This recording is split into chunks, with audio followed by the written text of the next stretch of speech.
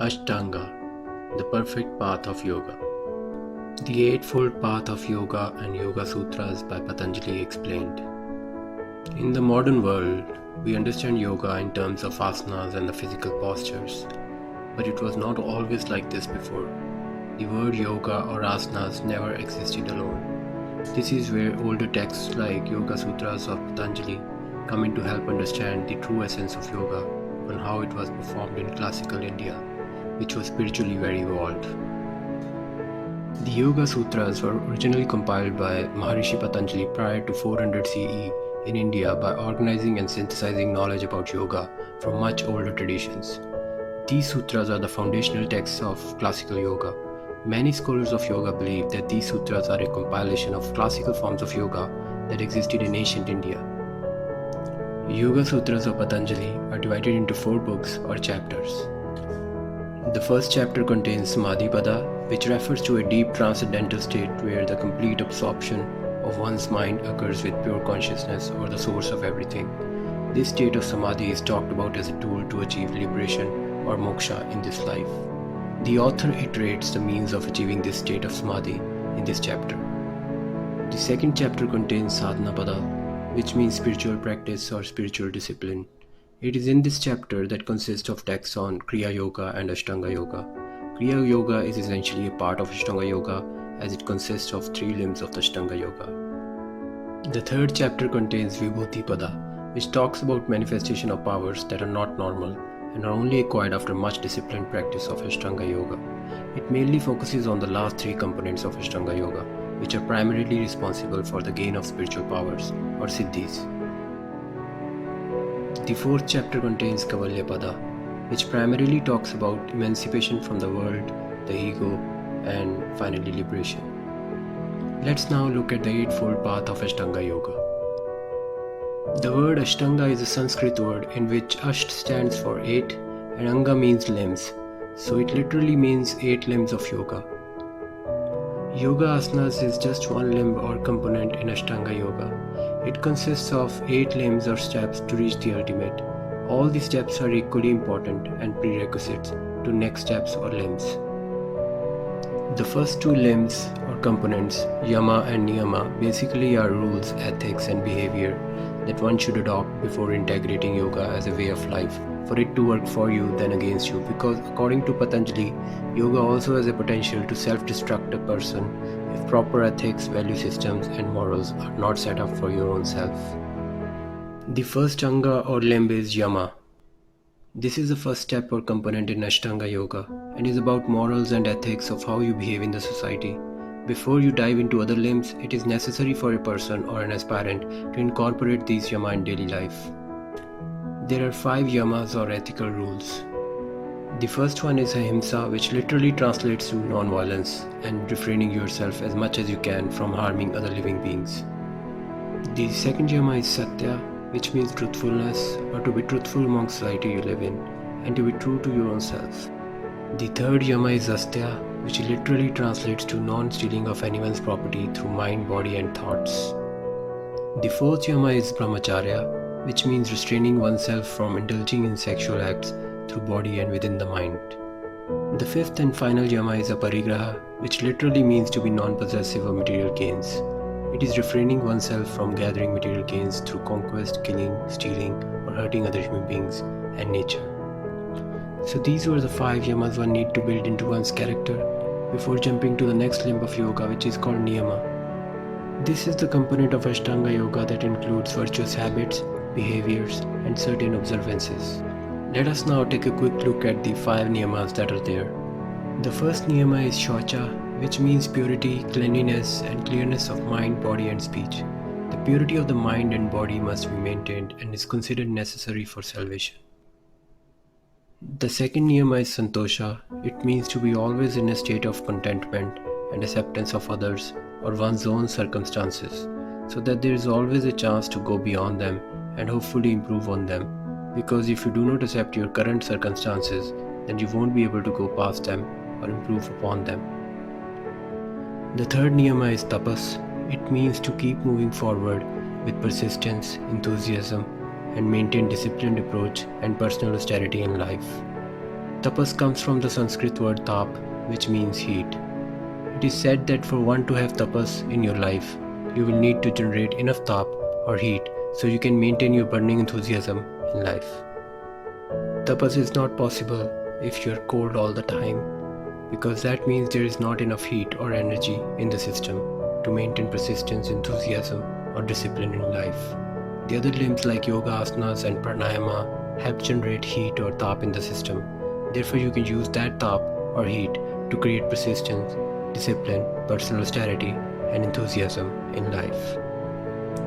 The fourth niyama is swadhyaya. It means to improve upon yourself by means of self-reflection with the knowledge of Vedas and spiritual texts.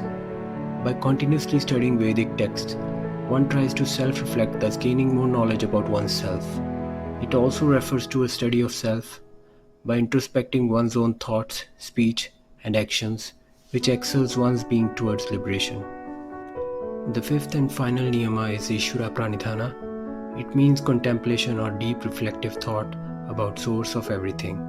In other words, it simply means to ask yourself the deepest and core questions, which make you think and contemplate upon your ideas on supreme power or source of everything.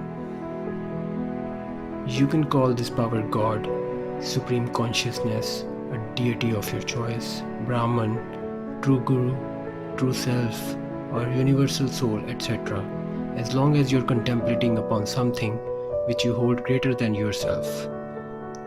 So these were the first two limbs of Ashtanga Yoga, which were mainly about defining your character and raise a sense of integrity in oneself, which helps later on with the other limbs, which are mostly energy related and physical postures, along with experiences like samadhi, etc.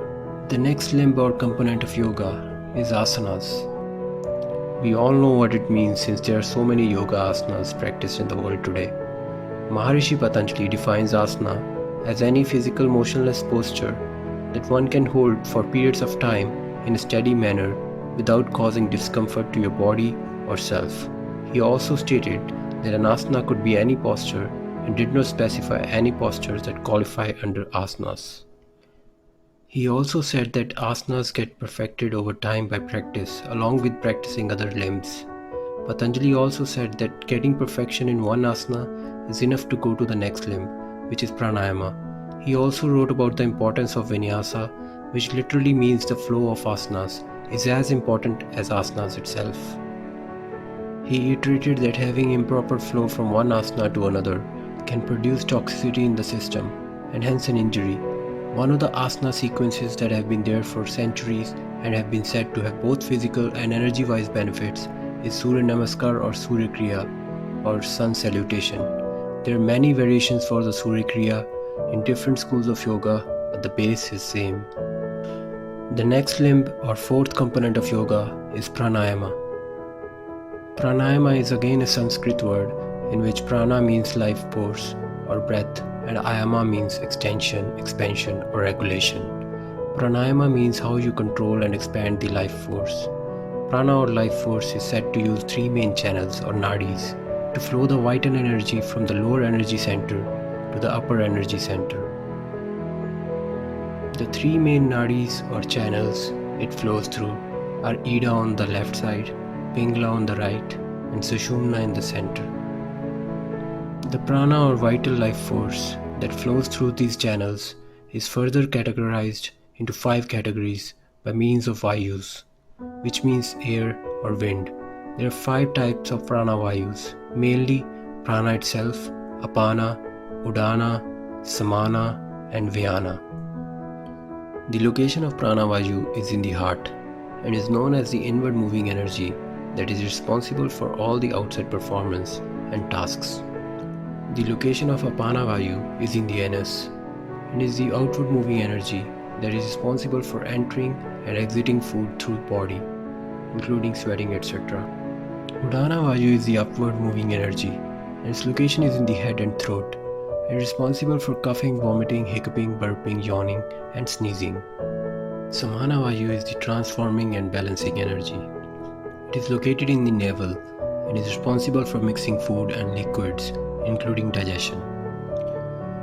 The location of Vyana Vayu is in the joints and is known as the circulating energy which circulates all around the body and responsible for bending of limbs, sensory touch, and feel. All these different types of prana and vayus discussed above can be expanded with the help of different pranayama exercises.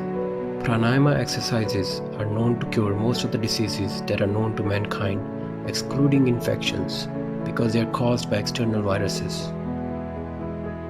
Pranayama can also enhance one's immunity and heat in the body, which can in turn be helpful against infectious diseases.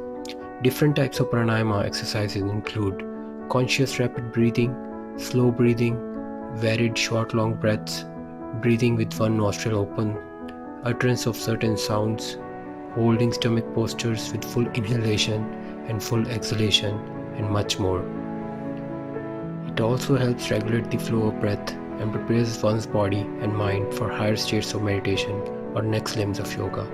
Some of the most common pranayama are Kapalbhati, shining skull, Alom Vilom, alternated nostrils breathing, and Nadi Shuddhi. There are many pranayamas available to practice in a sequence. Please note, doing asanas or pranayamas without any guidance can cause severe nerve, mental, or physical injury. The fifth and next limb of yoga is Pratyahara.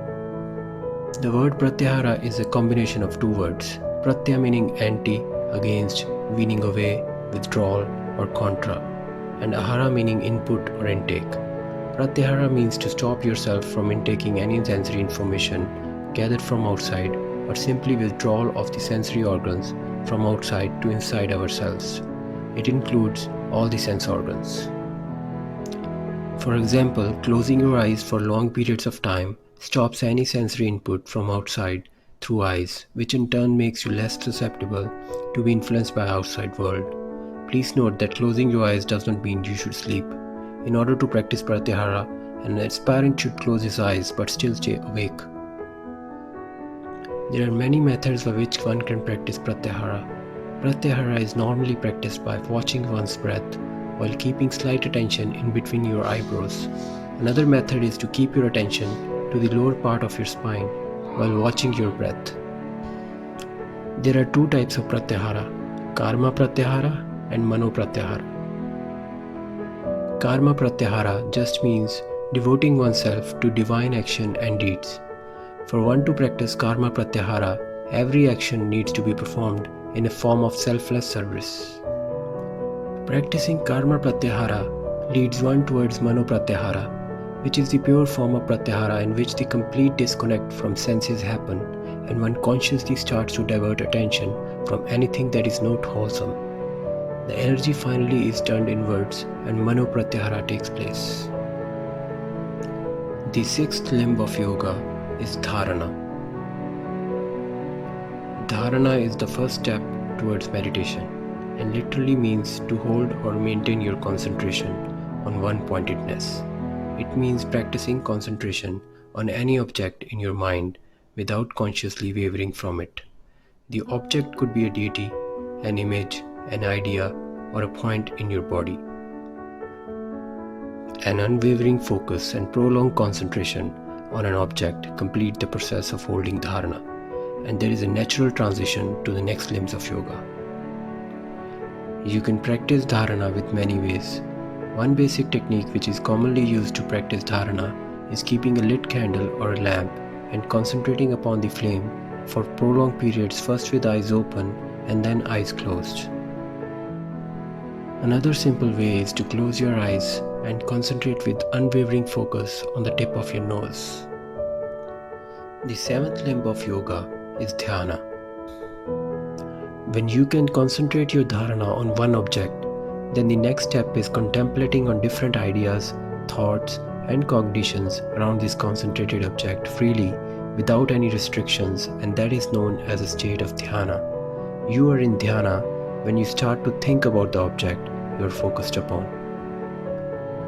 The object of concentration could be deity, physical object, thought, an image, an idea, or a point anywhere inside or outside of body. It is basically to let your ideas, conceptions, thoughts run free on and around the concentrated object. The thoughts, ideas, cognitions, and conceptions that arise around this object without breaking the Dharana state, which is concentration, is known to be the state of Dhyana. Please note that merely concentrating on object characteristics does not mean contemplation on the object. This means you are still in a state of Dharana, not Dhyana. We will take an example so you can know if you are practicing Dharana or Dhyana. Let us say the concentrated object is planet Earth and you are concentrated on the planet, its color and its shape. This is called Dharana because you are still concentrating on the physical characteristics of an object. On the other hand, if you are contemplating how the Earth is spinning, orbiting and the location of Earth in huge space, then you are said to be in a state of Dhyana. Dhyana is a state achieved by perfecting yourself in Dharana first. Practicing Dharana and Dhyana on different objects or subjects leads one to perfect them. Always know practicing Dharana leads one to state of Dhyana. There cannot be one or the other, although these two might look similar but are different processes altogether, but very interrelated. With much practice of Dhyana state, one achieves the state of next limb or component of yoga. The last limb or component of yoga is Samadhi. Dharana and Dhyana, which we discussed earlier, leads to Samadhi, which is a state where mind and the subject that is concentrated upon becomes one. The word Samadhi is composed of two Sanskrit words. Sama means equanimity, completeness, composition, or perfection, and Dhi means state of intellect, to hold, or just consciousness. Remember, in the state of Dhyana, we were contemplating about the concentrated object, but after much practice of Dhyana, a time comes when you are so absorbed in the object and its contemplations that you do not even seem to know the difference between you and the object subject you are concentrated upon. Then at that point you are said to have reached the state of Samadhi. It is a complete absorption of one's mind in the subject. Initially we discussed how Dharana leads to Dhyana, but there was still our mind concentrating and contemplating about the object and its subjects. Samadhi happens when that mind does not exist anymore in its individuality. It is like the merging of both object and mind, or in other words, it is like the merging of doer and something which is done. For example, when you mix 2 glasses of water in one big container and then you do not know which one is which. Similar experience happens in Samadhi, where there is a completeness of your internal being with outside reality. There is nothing material or non-material. Everything becomes one. Once you learn to stay in a state of Samadhi for prolonged periods of time by much practice and effort, you start experiencing higher and higher states of Samadhi. Some of the yogis or yoga practitioners who experience these states tell accounts of extreme bliss and ecstasy, which is never ending and always increasing in strength and magnitude. Lots of us listen to music and it makes you feel good, but you cannot listen to it all the time. Sometimes it is just too much and the song dies in a while. But in the case of Samadhi, the pleasure increases exponentially, with infinite and never-ending depth. This is the reason why God is seen as limitless, boundless, formless, and all-pervading in Eastern cultures. Now let us take a look at the different states of Samadhi. The first state is known as Savitarka Samadhi, in which a yogi is utterly absorbed in the gross nature of object, with no effort from his side. It is also called Nirvitarka Samadhi. The next state of Samadhi is Savichara Samadhi. This state of Samadhi is attained when you slowly move from absorption in the gross nature of the object meditated upon towards the subtle nature of that object. When you can stay absorbed in the subtle nature of object without effort, then you are said to have reached Nirvichara Samadhi, where there is no contemplation or focus on the subject, but the subtle nature of it comes forward and becomes still as if it was a part of yourself. The next states of Samadhi, which are Ananda or Samananda Samadhi, can only be experienced and cannot be conceptualized in any way. In this state of Samadhi, our consciousness moves from subtle nature of the object to the subtlest element in existence. The ecstasy and bliss you experienced from previous states of Samadhi actually becomes the subject of meditation, and you get absorbed into it so much that you start to experience states with no mind or subject, but increasing in terms of pleasure and bliss. This is a state of stillness and bliss, with only a subtle element is there to experience. It is also known as the highest forms of Samadhi, which many spiritual scholars give different names like Nirvana or Nirvikalpa Samadhi. The last but not the least, I would like to mention Mahasamadhi, in which the yogi or the aspirant leaves the body on purpose, without harm, because he or she has attained the state of nothingness, where even the subtlest element which we discussed before disappears, and there is just emptiness or nothingness. This is a complete merging of oneself to the lap of true consciousness. This is where you get merged with something which is nothing, and yet is everything. This is also known as the Great Death, because after this there are no births or deaths anymore. The game is finally over. Only certain ascetics can achieve this level of samadhi. It is a complete non-attachment from pleasure or bliss itself. It is also known as moksha, where you become the part of something that is the source of everything. After this there is no return. There is a mischievous saying that you become God itself. The drop has finally returned to the ocean, and if you try to find the drop, it is nowhere to be found. You cannot find its soul, its energies, or its matter, because it has become a part of something that is much bigger.